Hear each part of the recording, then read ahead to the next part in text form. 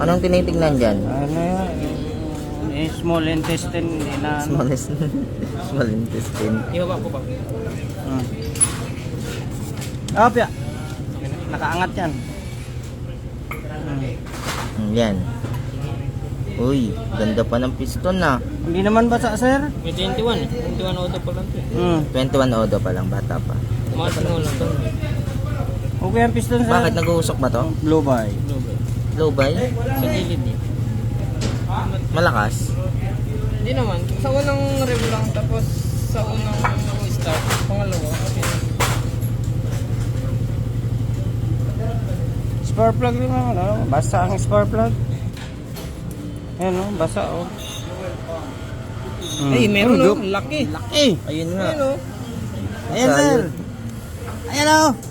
Oh, yan. O, sige, palit black na.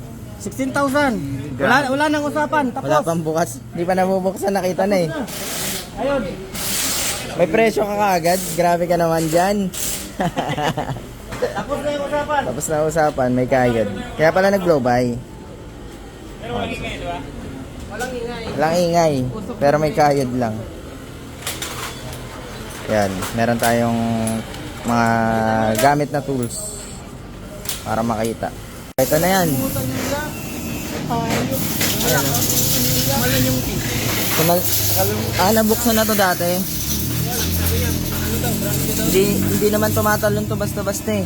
O hindi natatanggal basta-basta yung pin eh. Pinabuksan mo na pala ito dati. Hindi ba? Pinabuksan mo na to dati? O history? Ba't na iwan yung lock? Brand new mo ba nabili to? Sa'yo nag-brand new to? Malan yung lock. Kumayod yung lock dito. Brand new daw. Ito yung brand. Oo. Stock yung debit eh. Kumayod yung ano. Factory ano to? Hindi natin masabi eh. Tanggal yung pin, lock. Kaya kumayod dito. Nag-blow by. Ayun, tingnan mo, buhit to. Ay oo. Factory tayo siya na ginawa. Factory. Hindi pa raw nabubuksan to eh. Hindi pa na nabuksan. Dito basta natatanggal. Hindi pa daw? Hindi pa raw. Wala pa raw history. Ito pa lang nabuksan. Pero sa'yo nag-brand new to. Sa'yo brand new to binili. 2023 model. 2023. Mahirap kasi alamin kung ano yung pinanggalingan, kung bakit siya natanggalan ng pin eh. Kasi brand new, tapos matatanggal. Oo, pwedeng ano. Tingin. Nabasag, kaya pala natanggal. Ay, nangungi. Ay, oo, nabasag. Nabasag yung piston, kaya pala natanggal. Masyado malakas ang Rider 150. Sobrahan sa lakas. Ganun ba yan? Yung lock, Kinain na yun. wala na yun. Lusaw na yun.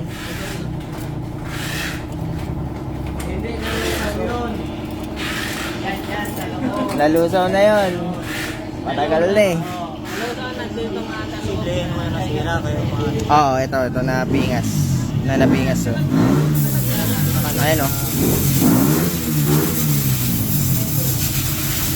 Pero napakabihira kasi nito mangyari. Nabasag yung piston, siguro Ilan na tinakbo? 20 plus? Napakabihira mangyari nito. driving rin. Siguro sa million na yung rider eh.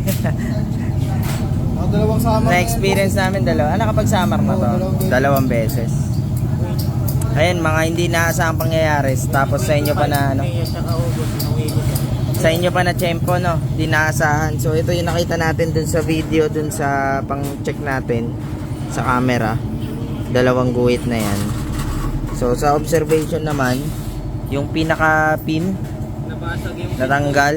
Kaya siya natanggal. Nabasag. Ayan. Nabasag yung piston. Ay yung piston sa lock. dahil dyan, kaya nakita. Oo. Basag yung piston. So, palitan natin ng block ng piston. May dala naman si sir. May dala kayo, no?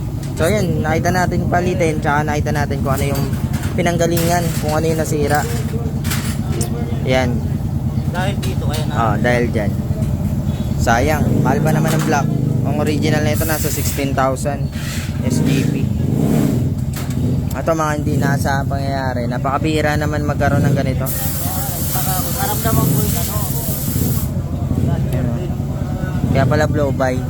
Ayan, ito muna. Aftermarket muna lalagay natin. Break-in lang talaga. Steel bore lang muna. Oo.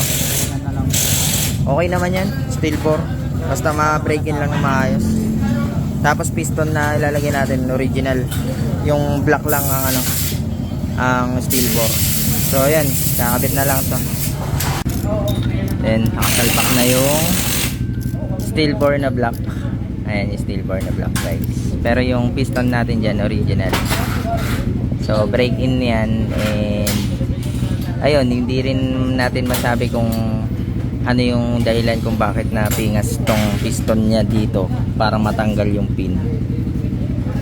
At hindi kaya over rev mga ganon or nangyari lang na normal. Okay na? Ingat. Sige.